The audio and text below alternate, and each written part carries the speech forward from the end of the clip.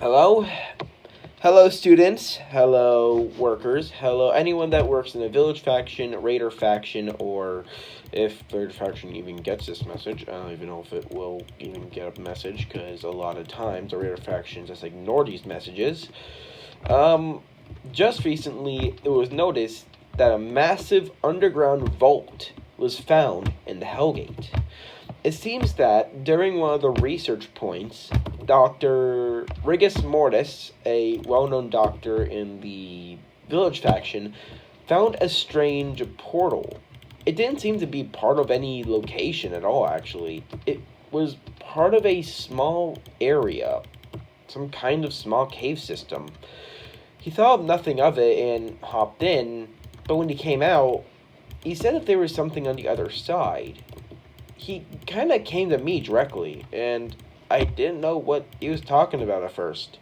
So, entering the Hellgate, which for some reason I get sick. I just got out of there a couple days ago, and I'm still kind of getting past the sickness for some reason. He told me about some kind of underground vault slash library. I didn't know what he was talking about in the beginning, to be fully honest. And I asked him to kind of explain what he meant by a vault. When he explained it, I kind of didn't understand at first, but over time, I agreed to go with him, actually.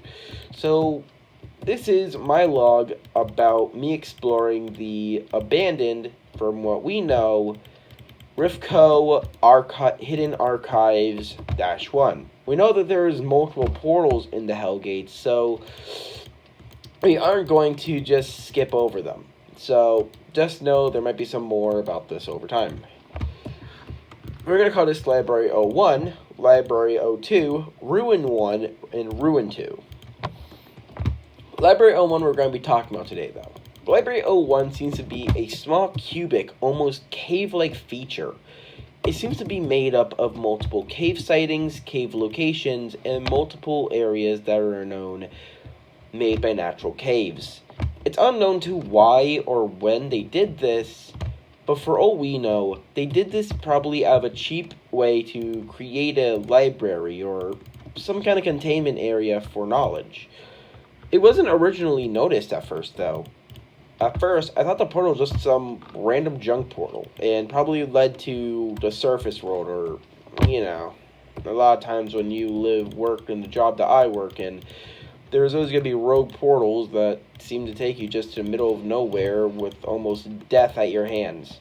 So, when I entered the portal, I was surprised to see that there was an actual cave, and inside the cave was mossy stone bricks, lots of books, lots of enchanting tables, and somewhat a normal amount of knowledge about the old archives.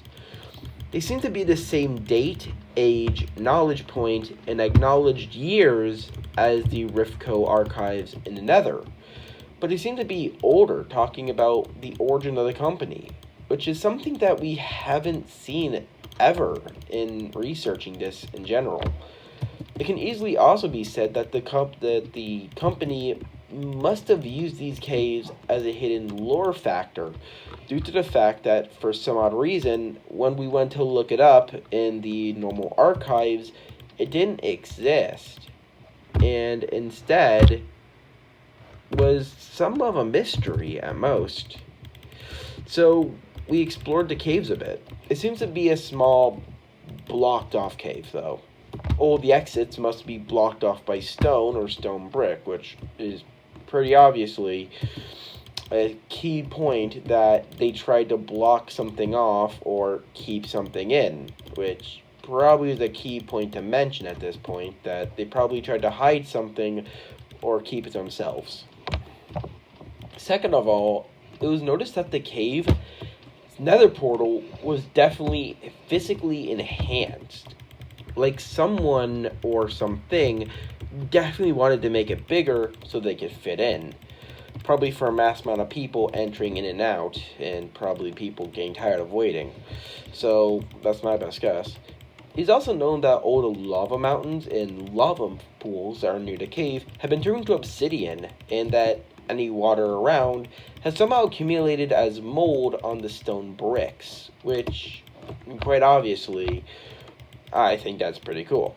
But in general, here's what I got from the archives. So we took the archives back and took it to a cartographer, which for some reason the archives papers here were not in normal readable language. It was in coding or some kind of ancient code technique that the village cartographer knew about.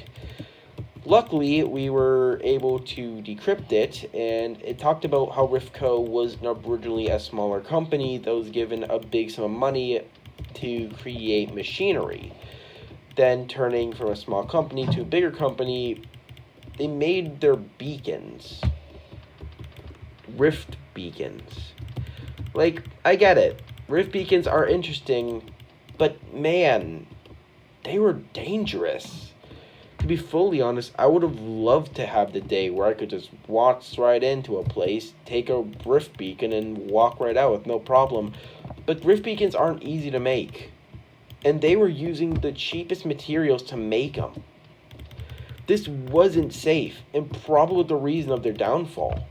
But this one explained the massive amount of debt they had, the massive amount of casualties during the 2001 event, and definitely would not explain the massive amount of insecurities and changes that have happened throughout the entire generation of the company itself.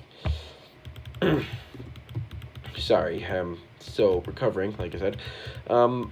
The good news is we have found out that the company did go for bankruptcy in 2005 and 2006, but came back as a rift creating and teleportation company in 2007, which means that Riftco tried doing stuff, which didn't seem right. To be fully honest, I don't even know why Riftco even tried. My best guess is they probably wanted their last attempt at life to keep the company alive, even though it probably would have not done anything, to be fully honest. Alright, let me end off the statement and see what's else in the notes. I have my computer, 1 second. Oh, found it. So, it also seems that Riftco used a lot of unnecessary requirements, like extra pulley systems, devices, and so on, to make simple machines. Which, I guess that makes sense, that they didn't have much at the time. But they use a lot of rift beacon materials, like end crystals, gas tiers. They killed a bunch of they definitely killed a bunch of withers too, which is something I haven't heard about in years. Something called the Wither Massacre of 2006. Huh. That is definitely something to note about that. Gotta put down my notes. I'll do it later. The good news is that we found the archives, main archive, as I should say. This location is definitely something interesting and something that the miner faction should definitely investigate. They seem to be the smartest and definitely know a lot more about the Riftco archives than I do, because I don't know what happened, man. All I remember is working for Riftco around the 1990s, and then getting locked into Hellgate, and then reawakening in the surface with no recollection of what the hell happened. The village faction couldn't even explain how I got out. I was just in a bed, blacked out. Look, at the very end, the entire note to say is that we are getting closer. We don't have all the evidence, information, or coincidentally, we don't have any of the proof we want to prove that Riftco did cause the massacre, as most people call it, some getting mostly draining soul sand. But at the very most, we do know that Riftco is responsible for some of the location changes such as the Miners faction's odd cave systems, the Hellgate's definite reappearance over years, and the strange coincidence of shadowy, almost unstable players that I haven't seen before. At very most, it could just be effects of the Hellgate due to the fact that it is hell, and to be fully honest, it could be a side effect of that. But at the very most, I don't think you have to worry about much, to be fully honest. Mostly just keep listening to vlogs and